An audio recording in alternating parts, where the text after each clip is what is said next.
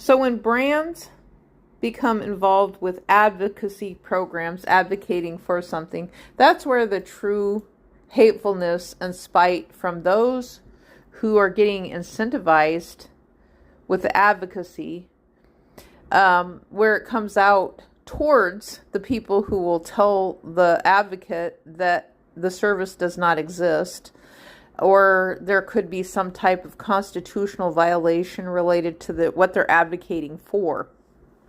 That's where the true hate comes out. That's what I found on the internet. So when brands actually get involved with an advocacy program, and so I found that with the yarn companies, because I mean that's twofold. You've got one type of yarn company involved with DEI, another one involved with anti-abortion, and so then it just becomes a big turnoff. It's kind of like,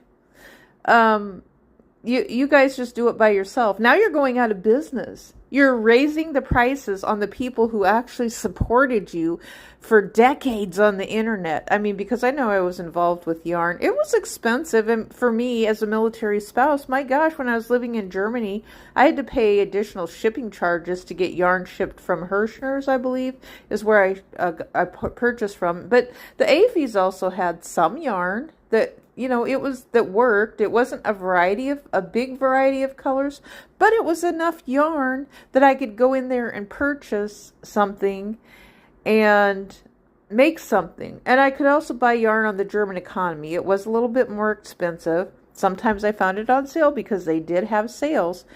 It was kind of fun, actually, when I remember looking for sales on the German economy and even in AFIs. Usually AFIs had some, and their crafting stores, so, I mean, they did cater to females in the military related to crafting, who would have been soldiers active duty, which there wasn't very many of them, but the majority of the active duty at the time when I was in Germany, both times, was mostly men, very few women.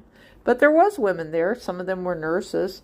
And so nurses and administrative, clerical, things like that, if otherwise family members took up the additional roles of administrative, supply clerks, things like that maybe the soldiers couldn't fulfill due to their duties and things like that, but everybody had a little bit of something that they liked doing. Most people got along for the most part as far as that went. Things weren't as bad as they are now.